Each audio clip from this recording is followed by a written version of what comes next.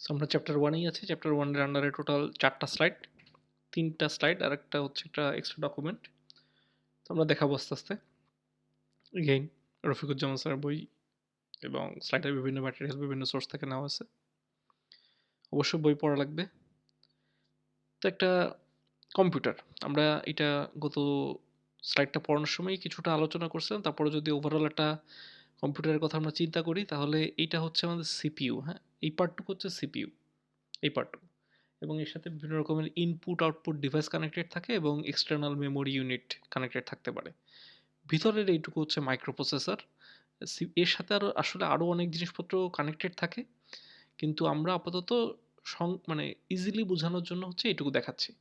Arithmetic logic unit, ALU, এছাড়া এই যোগ বিয়োগ, তারপরে হচ্ছে বিভিন্ন লজিক্যাল অপারেশন পারফর্ম করার জন্য থাকে কন্ট্রোল ইউনিট, এবং এছাড়া রেজিস্টার অ্যারে।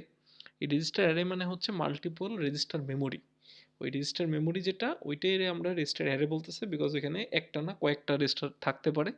অনেক সময় একটা রেজিস্টার থাকে ওই যে অ্যাকুমুলেটর বেস কম্পিউটারে, কিন্তু সাপোর্টিং আরও রেজিস্টার থাকে। তো মূলত এই তিনটা ভাগে ভাগ করা যায়, এবং এখানে একটা জিনিস নাই, সেটা হচ্ছে বাস বা তার। সব কিছুই তারের মাধ্যমে বা বাসের মাধ্যমে কানেক্টেড থাকে এবং কমিউনিকেট করে। এই পার্টটুকু নিয়ে হচ্ছে আমাদের এই পুরো কোর্সে মাথা ব্যথা, যে আমরা মাইক্রোপ্রসেসরটাই পড়াবো। এর মধ্যে অ্যারিথমেটিক লজিক ইউনিট, এইগুলোর যে ইন ডিটেলস আর্কিটেকচার ডিজাইন, এইগুলো এই কোর্সের অংশ না। এএলইউ কীভাবে বানায়, এগুলোর জন্য কম্পিউটার আর্কিটেকচার কোর্স করা লাগবে। তো আমাদের এই সিলেবাস অনেক বড় হয়ে যাবে যদি আমরা ওই পার্টটুকু নিই। তো আমরা ওইটুকুরে অ্যাভয়েড করে যেটুকু লাগবে ওইটা আমরা এই চ্যাপ্টার 1-এর একটা স্লাইডের মধ্যেই দেখাবো। এই নলেজগুলো থাকলেই আমরা মাইক্রোপ্রসেসরের বাকি জিনিসগুলো, এই সিলেবাসের আন্ডারে যে জিনিসগুলো বোঝানোর কথা সেই জিনিসগুলো ক্যাপচার করতে পারবো। তো আমরা ওই অ্যারিথমেটিক লজিক ইউনিটের ডিটেলসে যাব না। আমরা মাইক্রোপ্রসেসরের বেস কাজগুলো কিভাবে করে, ওভারঅল ওই সিস্টেমগুলো ফাংশন তৈরি করার পরে সেগুলোকে কিভাবে ব্যবহার করা যায়, দেখতে কেমন, ভিতরের জিনিসগুলোর স্ট্রাকচার কীরকম, তার একটা বেসিক আইডিয়া, এই জিনিসগুলো নিয়ে আমরা আসলে পড়াবো। মাইক্রোপ্রসেসর আর্কিটেকচার যদি আমরা আরেকটু ভেঙে দেখাই, তাহলে মাইক্রোপ্রসেসরে মূলত একটা অ্যারিথমেটিক লজিক ইউনিট থাকে, তার সাথে ক্লক কানেক্ট করা হয়, এই ক্লকের মাধ্যমে হচ্ছে পালস প্রোভাইড করা হয়, এবং মানুষ যেমন সময়ের উপর বেস করে কাজ করে, আর আমাদের মাইক্রোপ্রসেসর হচ্ছে এই পালসের উপর বেস করে কাজ করে। অর্থাৎ একটা পালসে সে কয়টা যোগ করবে, একটা পালসে সে কয়টা বিয়োগ করবে, ওই পালসটাকে আমরা সময়ের হিসাবে ভাগ করে মানে বের করে নিতে পারি, যে একটা পালসের সাইজ কত, সেটা দিয়ে আমরা মানুষের হিসাব করতে পারি। কিন্তু মূলত মাইক্রোপ্রসেসর ওই পালসের উপর বেস করেই কাজ করে। মাইক্রোপ্রসেসরের যে অপারেশন সেগুলো কয়টা পালস লাগবে, একটা পালসে কয়টা অপারেশন হবে, তার উপর বেস করে হিসাব নিকাশ করা হয়। আমরা অনেক সময় দোকানে কম্পিউটার কিনতে গেলে শুনি যে প্রসেসরের স্পিড হচ্ছে 2.8 গিগাহার্টজ। এই 2.8 গিগাহার্টজে যদি আমরা কনভার্ট করি, তার মানে হচ্ছে 1 সেকেন্ডে অতগুলো অপারেশন পসিবল। তাহলে ওইখান থেকে আমরা বের করতে পারি একটা অপারেশনের জন্য আমার অ্যাকচুয়ালি মানুষের হিসাবে কতটুকু সময় লাগে। ওইটুকু সময়কে আমরা বলি হচ্ছে কম্পিউটারের ভাষায় নর্মালি দেখা যায় যে একটা পালস বলা হয়, যে কম্পিউটারের ইউনিট হচ্ছে ওইটা 1 ডিভাইডেড বাই ওই 2.8 গিগাহার্টজ বা 1 ডিভাইডেড বাই 4 গিগাহার্টজ, যে ভ্যালুটা আসবে ওইটা হচ্ছে আমাদের অ্যাকচুয়ালি ওই পালসের সাইজ। হ্যাঁ, আচ্ছা। বাস কম্পিউটারের যে ভিতরে যে যত রকম কানেকশন ডিভাইস বা যত রকম ডিভাইস কানেক্টেড অবস্থায় থাকে, যে মাধ্যমে বা যে মিডিয়ামে বা যে ডিভাইসের মাধ্যমে এগুলো কানেক্টেড হয়, সেগুলো মূলত হচ্ছে তার, কিন্তু এগুলোর কম্পিউটারের ভাষায় আমরা বলে থাকি বাস, বিইউএস বাস। এই বাস মূলত 3 রকমের হয়। একটা হচ্ছে অ্যাড্রেস বাস, অর্থাৎ সে মাইক্রোপ্রসেসর বলে পাঠাইছে যে আমার মেমোরির র্যামের 5 নাম্বার লোকেশন লাগবে।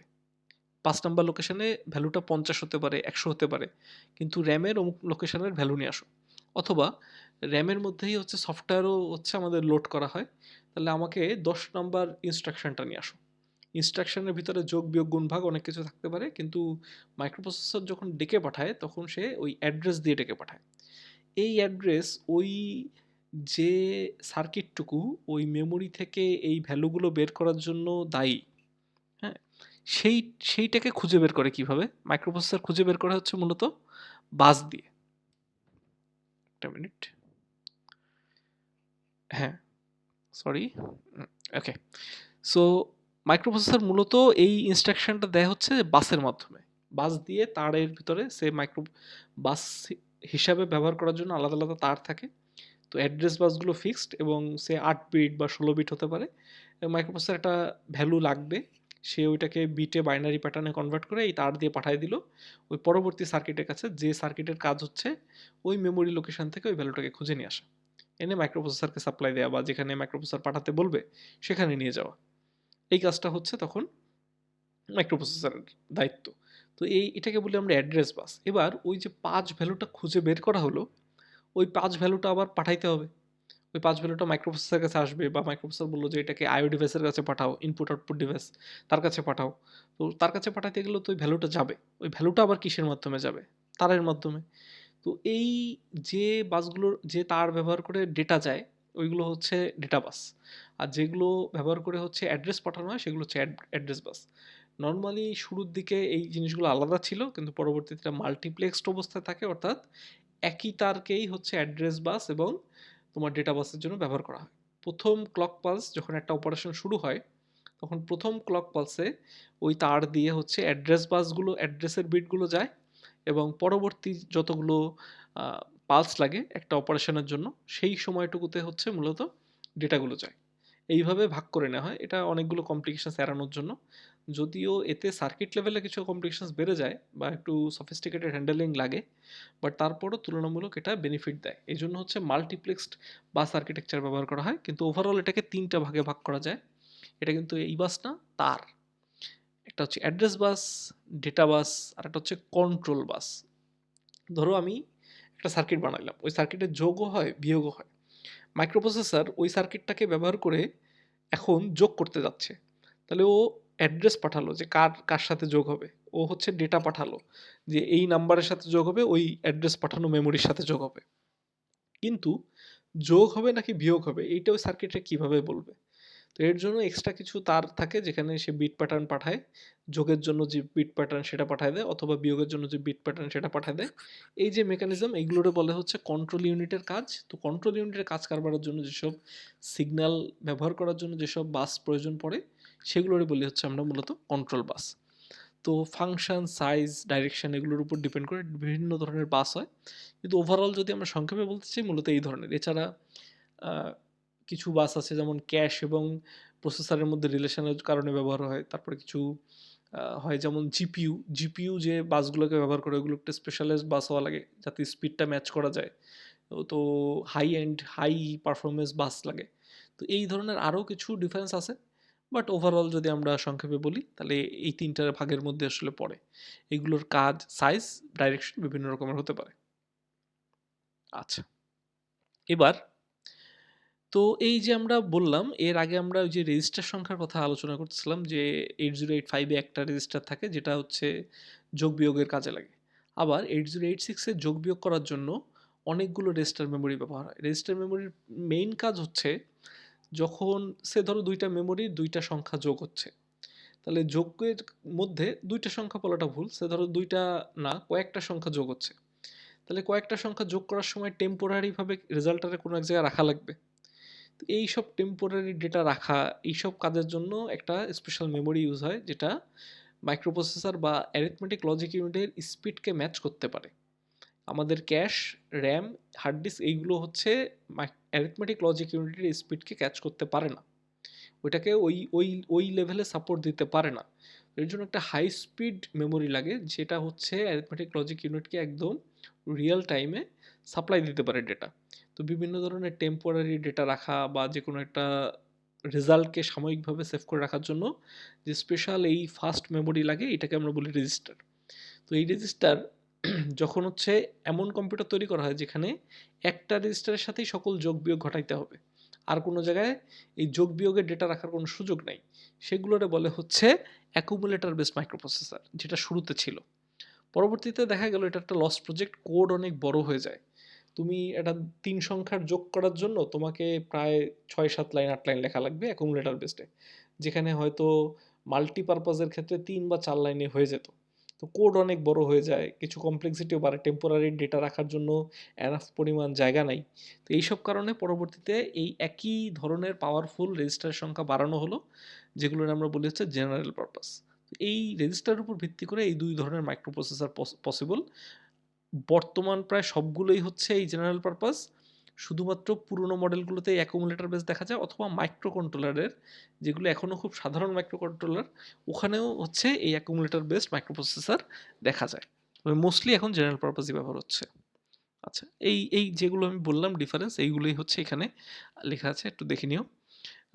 জেনারেল পারপাস রেজিস্টারের মধ্যে আরও কিছু স্পেশালাইজড রেজিস্টার আছে, শুধুমাত্র যে যোগ বিয়োগ করে তা না, এছাড়া হচ্ছে কিছু রেজিস্টার আছে যেগুলো স্ট্যাক নামে একটা ডেটা স্ট্রাকচার আছে, সেই স্ট্যাক মডেলটা এই মাইক্রোপ্রসেসরের ভিতরে প্রচুর পরিমাণে ব্যবহার হয়। এই স্ট্যাকের একটা হেল্পিং রেজিস্টার দরকার, যেটা হচ্ছে স্ট্যাক বর্তমানে কোন পর্যন্ত শেষ হয়ে আছে সেটাকে পয়েন্ট করে রাখে, ওটার নাম হচ্ছে স্ট্যাক পয়েন্টার। এই স্ট্যাক পয়েন্টারের ভ্যালুটা ধরে রাখার জন্য একটা তোমার স্পেশাল কাইন্ড অফ রেজিস্টার লাগে। এছাড়া বিভিন্ন রকমের টেম্পোরারি ইনস্ট্রাকশনের অ্যাড্রেস অথবা পুরো ইনস্ট্রাকশন ধরে রাখার জন্য মাঝে মাঝে কিছু রেজিস্টার প্রয়োজন হয়, যেমন একটার নাম হচ্ছে প্রোগ্রাম কাউন্টার, একটার নাম হচ্ছে ইনস্ট্রাকশন রেজিস্টার, আইআর। এই রেজিস্টারগুলো একটু স্পেশালাইজড ধরনের, এই জন্য হচ্ছে এগুলো বিভিন্ন কাজে ব্যবহৃত হয়, যেগুলো জেনারেল পারপাস রেজিস্টারের মধ্যে দেখা যায়। আবার যোগ বিয়োগে তো লাগতেছেই। এছাড়া অ্যাকুমুলেটর বেসড হচ্ছে মূলত যাই ঘটুক না কেন, যোগ বিয়োগ গুণ ভাগ যাই করো, যে ধরনের অপারেশনই করো, তোমাকে অবশ্যই অ্যাকুমুলেটরকে ইনভলভ করতে হবে।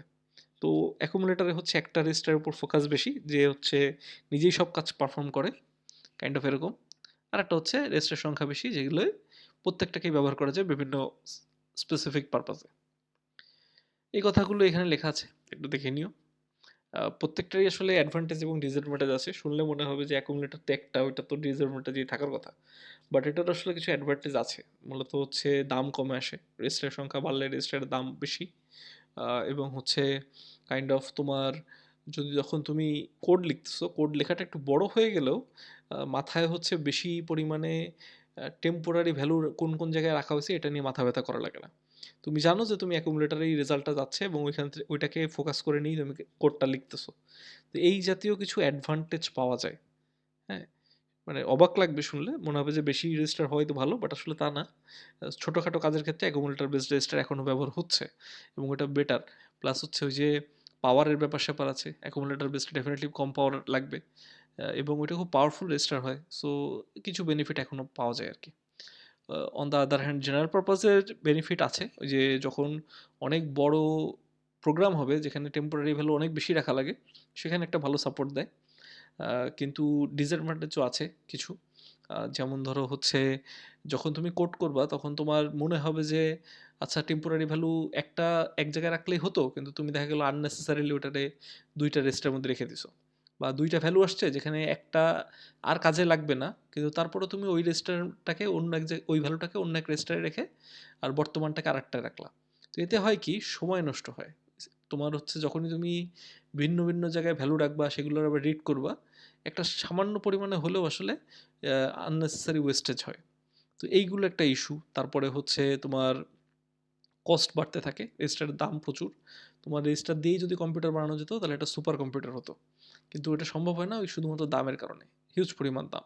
তো কস্ট একটা ফ্যাক্টর, এই জন্য জেনারেল পারপাস ভালো হলেও এর কিছু ডিসঅ্যাডভান্টেজ আছে আর কি। এছাড়া কিছু ডেডিকেটেড রেজিস্টার, এগুলোর কথা আমি ওই যে বলতেছিলাম। প্রথমটা হচ্ছে প্রোগ্রাম কাউন্টার। এইটা আর একটু ভালো বোঝাতে পারবো না 4 নাম্বার স্লাইডে, তারপরেও আমি একটা আইডিয়া দিয়ে যাই। সাপোজ আমরা যখন একটা প্রোগ্রাম রান করি, একটা সফটওয়্যার যখন চালাই, ক্লিক দেই, তখন কি হয়, ওর আন্ডারে যত ইনস্ট্রাকশন আছে ওই ইনস্ট্রাকশনগুলো এক এক পর এক রান করা শুরু করে। তো প্রথম এটা 6টা স্টেপ আছে, হ্যাঁ, একটা একটা পুরো ইনস্ট্রাকশন এক্সিকিউশনকে 6টা ভাগে ভাগ করা যায়।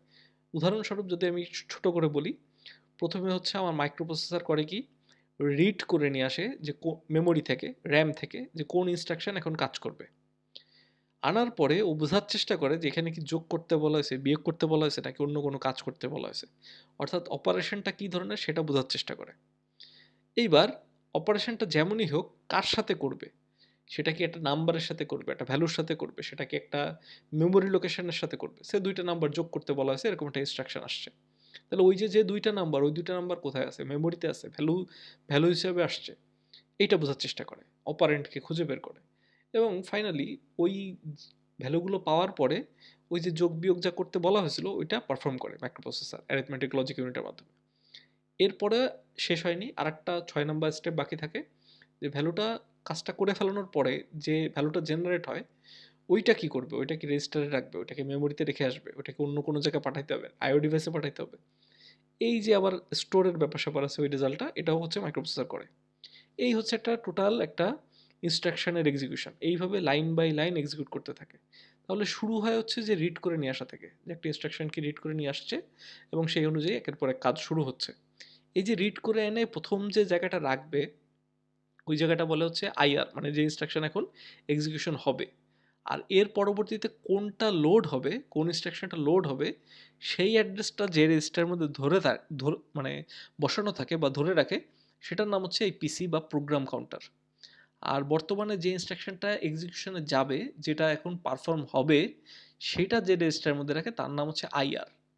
এরকম আরও আছে, তোমার আছে হচ্ছে IAR, IBR, MAR, MBR, memory buffer register, memory address register, এরকম আরও অনেকগুলো ডেডিকেটেড রেজিস্টার আছে। আপাতত এগুলো দরকার নাই, যখন যেটা সামনে আসবে আমরা ওটা বুঝাবো।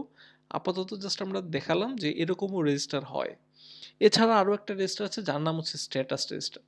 এটা হচ্ছে এরকম, সে ধরো একটা প্রোগ্রাম চলতেছে, প্রোগ্রামের মধ্যে যোগ বিয়োগ গুণ ভাগ অনেক কিছু হচ্ছে, তো যোগ করার পরে মাঝে মাঝে ওই ইনস্ট্রাকশনটা যোগ করার পরে কি কি সিচুয়েশন হলো এগুলো জানার দরকার পড়ে। ফর এক্সাম্পল আমি দুইটা নাম্বার যোগ করতেছি, তো যোগ করতে করতে কি আমার যোগফল দেখা গেল আমার লিমিট ছাড়া চলে গেলাম, 4 বিট যোগ করছি, রেজাল্ট 5 বিটের চলে আসছে।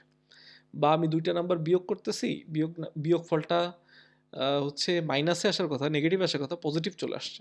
এই সিচুয়েশন হয়েছে কিনা, কিংবা ধরো একটা ইরর হয়ে গেছে, এই ইররটা হয়েছে কিনা, এই ধরনের বোঝার জন্য বিভিন্ন রকমের বিট লাগে। তো একটা যোগ পারফর্ম হলো, সাথে সাথে দেখা গেল ওই রেজাল্ট অনুযায়ী কয়েকটা বিট মডিফাই হয়ে যায় কম্পিউটারের ভিতরে। এই বিটগুলো সাজানো থাকে একটা জায়গায়, এই বিটগুলোকে মূলত বলা হচ্ছে ফ্ল্যাগ। আর এই বিটগুলো যেখানে ফ্ল্যাগগুলো যেখানে সাজানো থাকে যে রেজিস্টারের ভিতরে, তার নাম হচ্ছে ফ্ল্যাগ রেজিস্টার অথবা স্ট্যাটাস রেজিস্টার।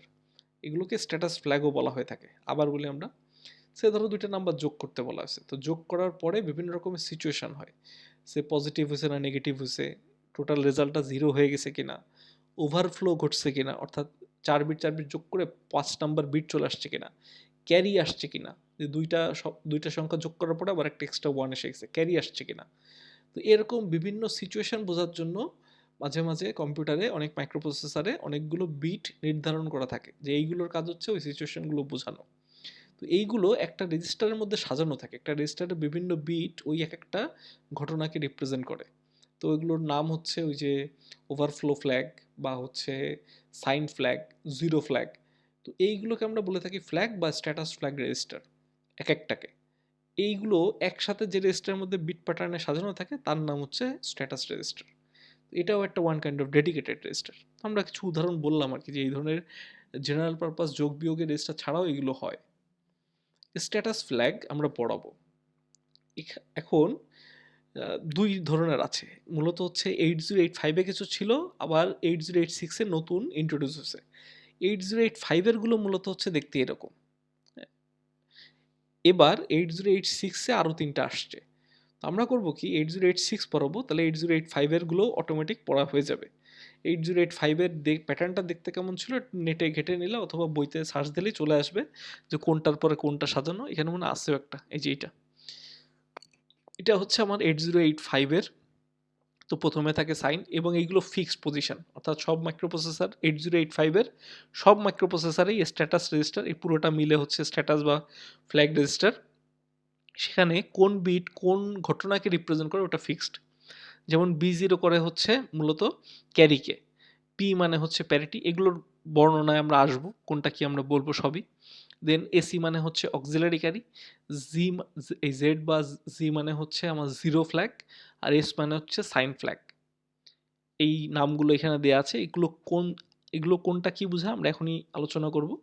এ বাদে 8086-এ আরও 3টা নতুন আছে, ওটা দেখে নিয়ে আছে কিনা, হ্যাঁ এই 3টা। 8086-এ আছে হচ্ছে ডাইরেকশন ফ্ল্যাগ, ইন্টার ফ্ল্যাগ, এবং হচ্ছে ট্র্যাপ ফ্ল্যাগ। এগুলো কি জিনিস আমরা আলোচনা করব।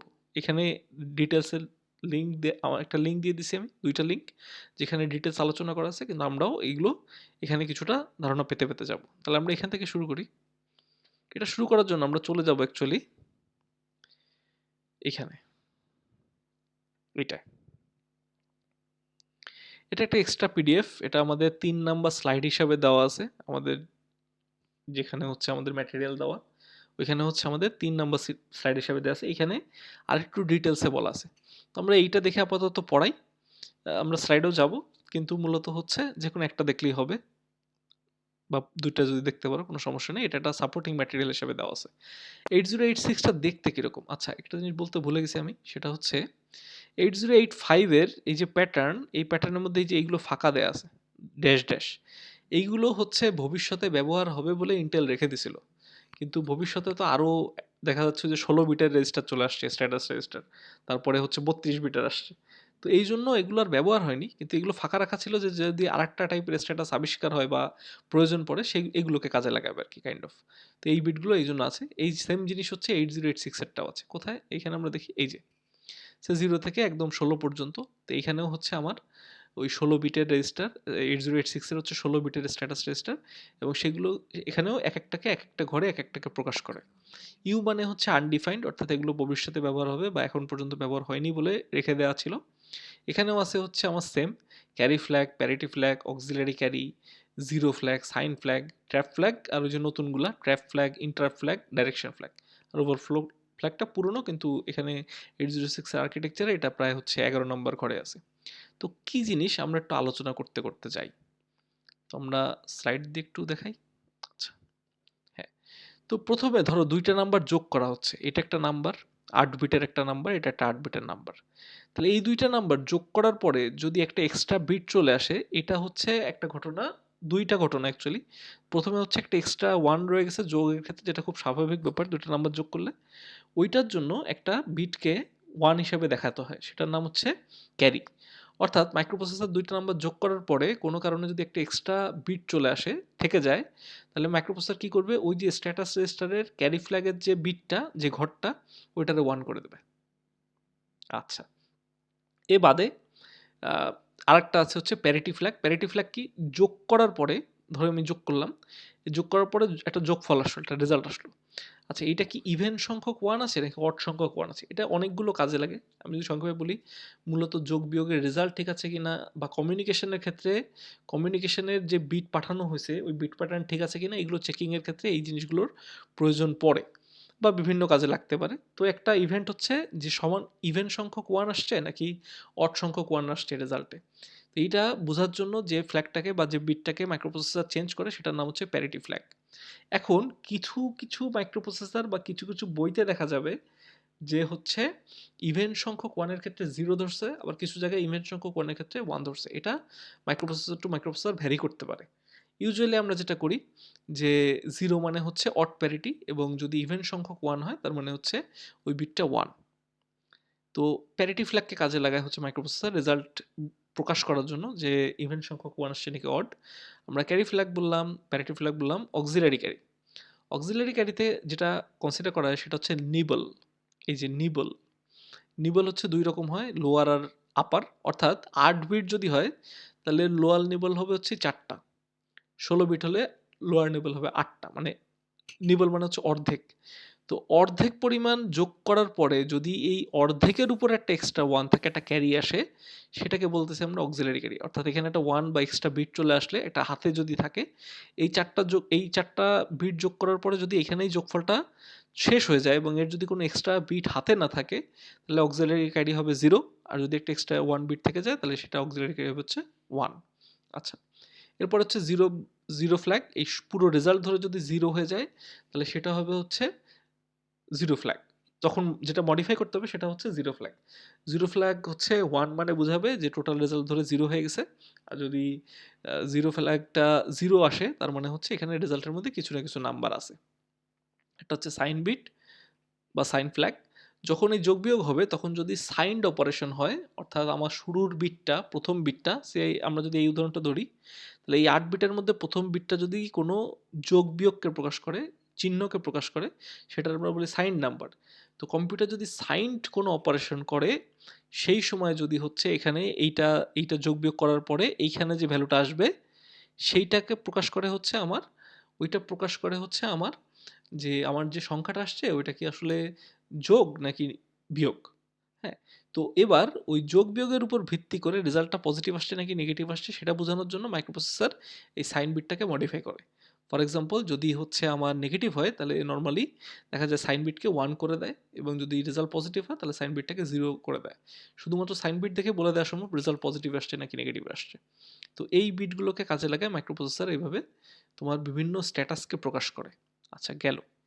এখন আমরা 8085 এর বেসিক কয়েকটা দেখে ফেলছি। এবার হচ্ছে আমরা ইসে চলে যাই আমাদের 8086 এ। তো আমরা ক্যারি ফ্ল্যাগ দেখে ফেলছি একই, প্যারিটি ফ্ল্যাগ, অক্সিলারি 0 এবং হচ্ছে সাইন ফ্ল্যাগ। এবার আসি ওভারফ্লো ফ্ল্যাগে। ওভারফ্লো ফ্ল্যাগটা কি আমরা বলি, ধরো এটা। ওভারফ্লো ফ্ল্যাগটা দুইভাবে ঘটে।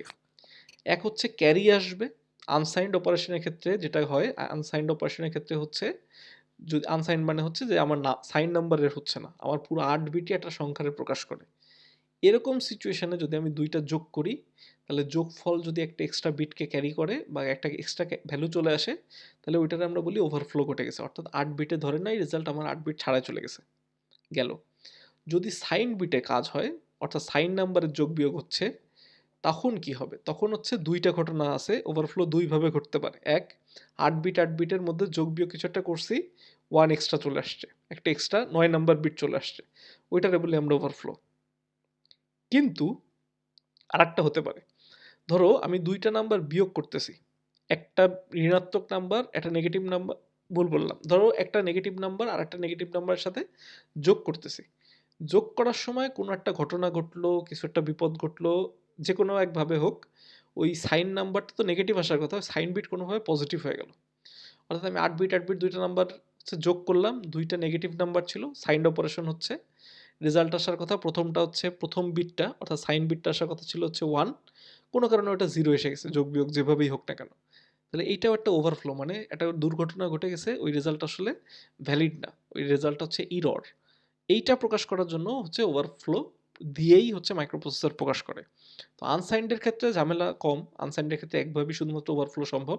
সাইন বিটের ক্ষেত্রে পসিবল হচ্ছে দুইভাবে, যোগ করে যদি একটা এক্সট্রা বিট চলে আসে, অথবা সাইন্ড অপারেশনে যে সাইন আসার কথা ওইটা যদি না আসে, তখন হচ্ছে ওইটাকে আমরা বলি ওভারফ্লো।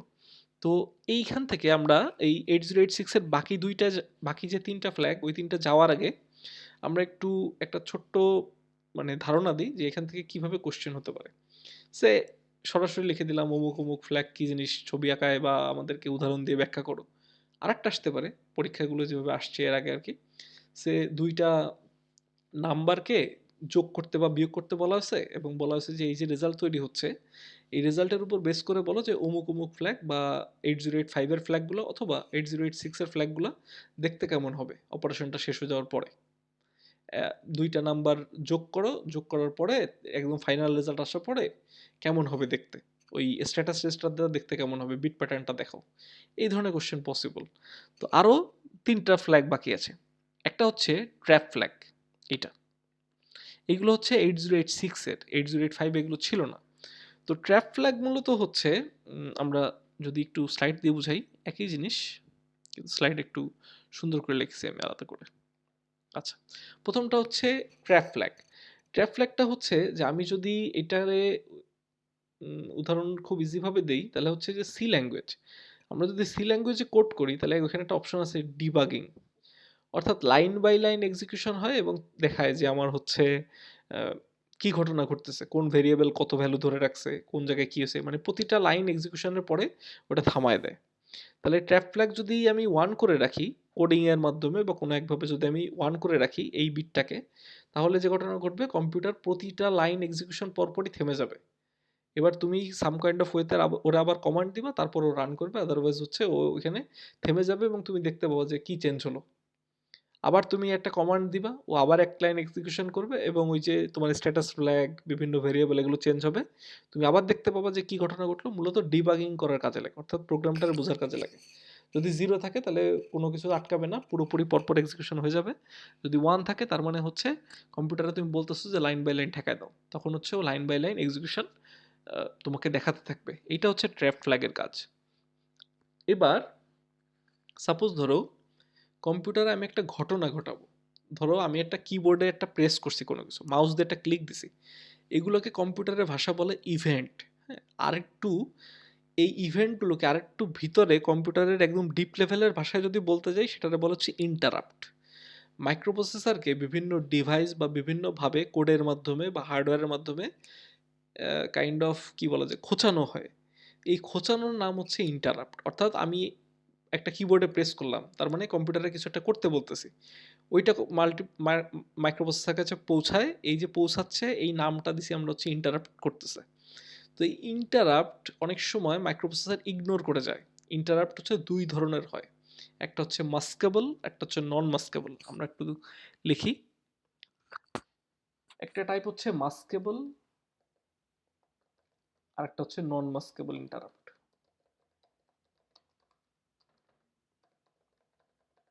কি জিনিস? কিছু কিছু ইন্টারাপ্ট যদি মাইক্রোপ্রসেসর ব্যস্ত থাকে, তাহলে মাইক্রোপ্রসেসর ওগুলোকে ইগনোর করতে পারে। বা আমি কোডিং এর মধ্যে বলে দিলাম যে তুমি এইগুলো এখন খুব আগে দ্রুত এই কাজগুলো শেষ করো, তোমার অন্য কোনো কিছুর দিকে তাকানোর দরকার নেই। তখন মাইক্রোপ্রসেসর কিছু কিছু ওই ধরনের ইভেন্ট বা ইন্টারাপ্টকে ইগনোর করতে পারে। এগুলোরে আমরা বলি মাস্কেবল। আর যেগুলোরে কোনোভাবেই ইগনোর করা সম্ভব না, সেগুলোরে আমরা বলি নন মাস্কেবল। উদাহরণ যদি দেই, আমি কিবোর্ড বা মাউসে একটা ক্লিক করলাম বা প্রিন্ট করতে বললাম কিছু, মাইক্রোপ্রসেসর খুবই ব্যস্ত, অন্য একটা কাজ করতেছে, ও এইগুলোরে কিছুক্ষণের জন্য ইগনোর করতে পারে বা টোটালি ইগনোর করে দিতে পারে। এইগুলোরে আমরা বলি মাস্কেবল। আবার ধরো একটা যোগ বিয়োগে একটা ওভারফ্লো ঘটে গেছে এবং পুরো রেজাল্টটাই উল্টাপাল্টা আসছে, বা ধরো পাওয়ার ফেলিয়ার হয়েছে, কারেন্ট চলে গেছে, এই ধরনের ঘটনা, এই ধরনের ইভেন্ট কোনোভাবেই মাইক্রোপ্রসেসর ঠেকাতে পারে না। এগুলোরে বলি আমরা নন মাস্কেবল। এখন আমি যদি কম্পিউটারে বলতে চাই যে তুমি যত রকম মাস্কেবল ইন্টারাপ্ট আসছে সবগুলোরে ইগনোর করে যাও, তাহলে আমি ইন্টারাপ্ট ফ্ল্যাগকে 1 করে দিব।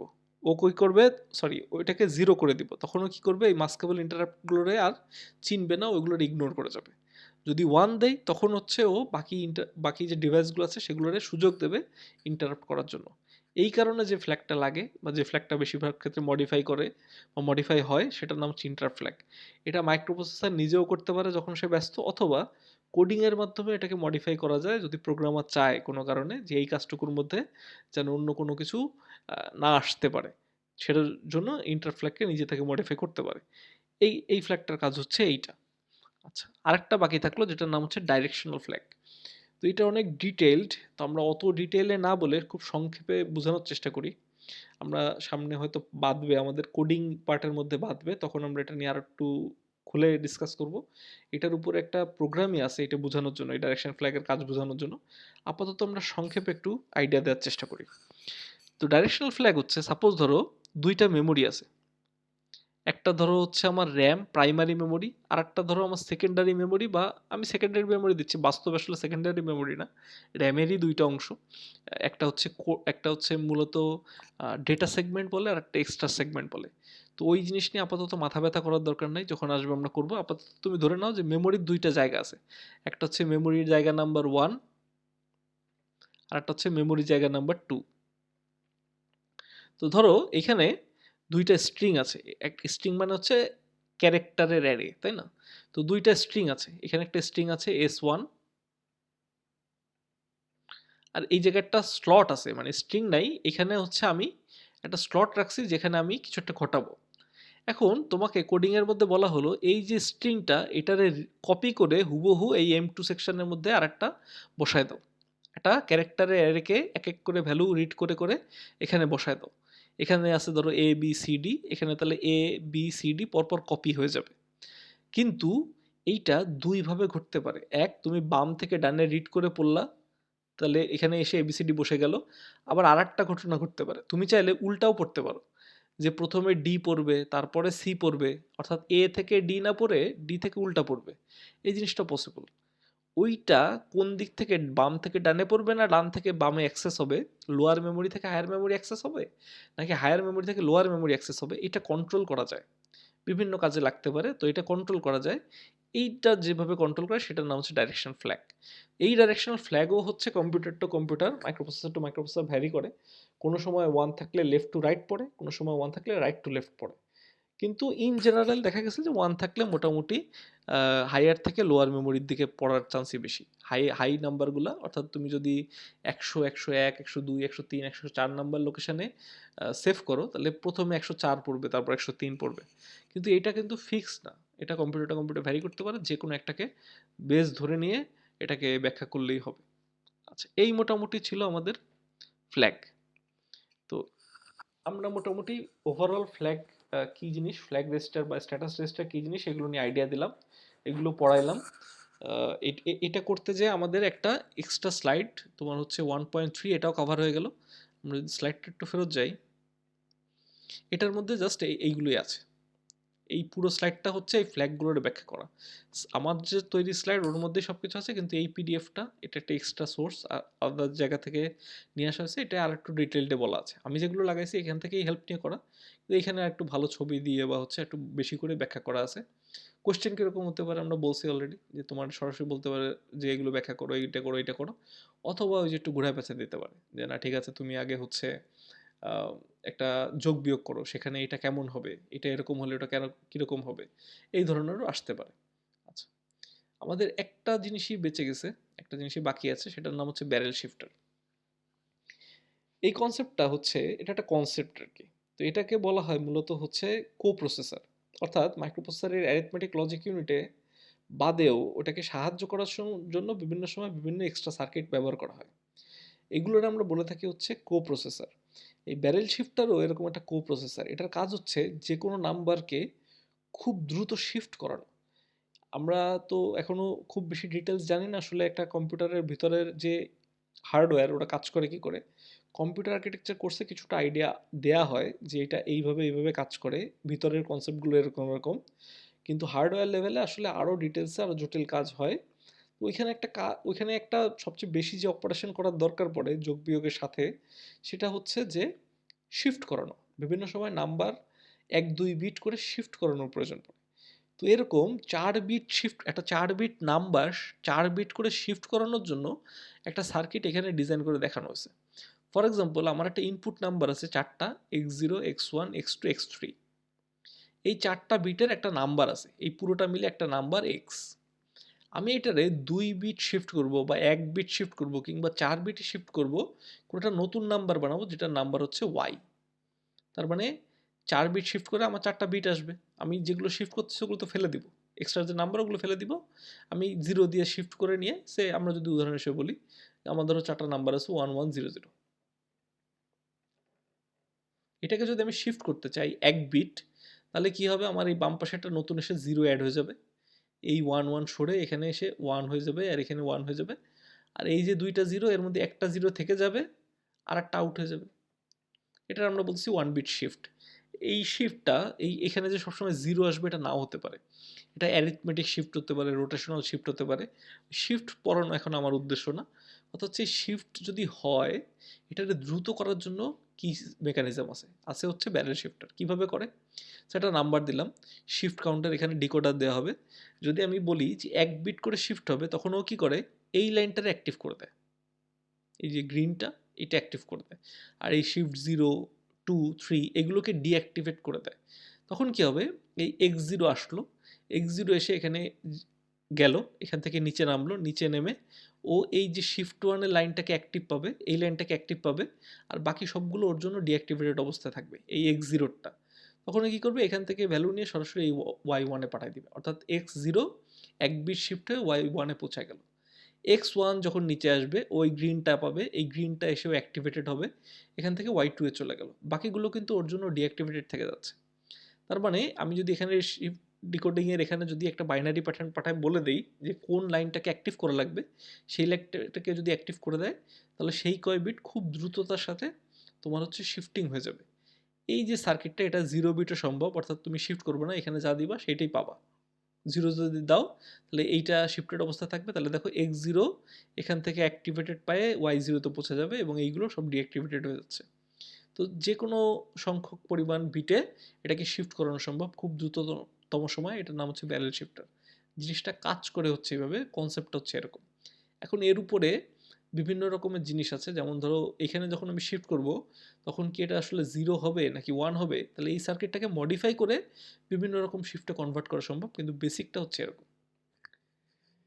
এরপরে আমাদের নেক্সট যে কনসেপ্ট, এই কনসেপ্টটা আমাদের ডিটেলসে আসবে চ্যাপ্টার 3-তে, যেটার নাম হচ্ছে 8086 এর চ্যাপ্টার আর কি, যেটা আমাদের হাইলাইট এই পুরো কোর্সে। কিন্তু ওইখান দিয়ে যাওয়ার আগে আমরা একটা ছোট্ট জিনিস পড়ায় যাব, সেটার নাম হচ্ছে মানে ওইখানকার একটা কনসেপ্ট পড়ায় যাব, যাতে ওইখানে যেয়ে আমাদের একটু কম কষ্ট হয়। ওই জিনিসই আসবে ওইখানে আমরা পড়াবো, সেটার নাম হচ্ছে স্ট্যাক। আমরা স্ট্যাক ডাটা স্ট্রাকচার জানি, লাস্ট ইন ফার্স্ট আউট। অর্থাৎ আমার একটা ডিশ ওয়াশার আছে, আমি এক একটা করে থালা বাসন ধুচ্ছি এবং রাখতেছি, প্রথমে একটা রাখলাম, তারপর একটা রাখলাম, তারপর একটা রাখলাম, তারপর একটা রাখলাম, এইভাবে রাখতে রাখতে এইভাবে রাখতে রাখতে একটা করে উপরে আছে। এবার আমি যখন খাবো তখন আমি একটা ডিশ নিয়ে যাব, তাহলে আমি ডিশ নিব কোনটা? আমি কি নিচেরটা নিতে পারবো না, ডিশ ওয়াশারে এই প্যাটার্নে আমি ডিশ কোনটা নিব? সবচেয়ে উপরে যেটা আছে সেটা নিব। তা আমরা যদি এখন একটু নাম্বারের ভাষায় বলি, তোমাদের কয়েকটা নাম্বার সেভ করতে বলা হলো, ধরো 1 2 3 4 5 6, তাহলে তুমি 1 সেভ করবা নিচে, 2 উপরে, 3 তার উপরে, 4 তার উপরে। এবার তোমাদের বলা হলো যে লাস্টে যে নাম্বারগুলো আছে তার থেকে একটা নিয়ে আসো, কোনো একটা কারণে কাজে লাগবে। হ্যাঁ, তো তুমি যখন রিড করে নিয়ে যাবো তখন কি করবো? সবচেয়ে উপরেরটাই পড়া লাগবে। এই স্টাইলে যদি আমরা ডেটা সেভ করি, সেই স্টাইলটাকে বলা হয় হচ্ছে ডেটা স্ট্রাকচার। এইটা ট্রিভিয়াল কাজকর্মের জন্য বা মাইক্রোপ্রসেসরের ভিতরে কাজকর্মের জন্য, বিভিন্ন টেম্পোরারি ভ্যালু রাখা, এরকম বিভিন্ন কাজের জন্য এটা ব্যবহৃত হয়।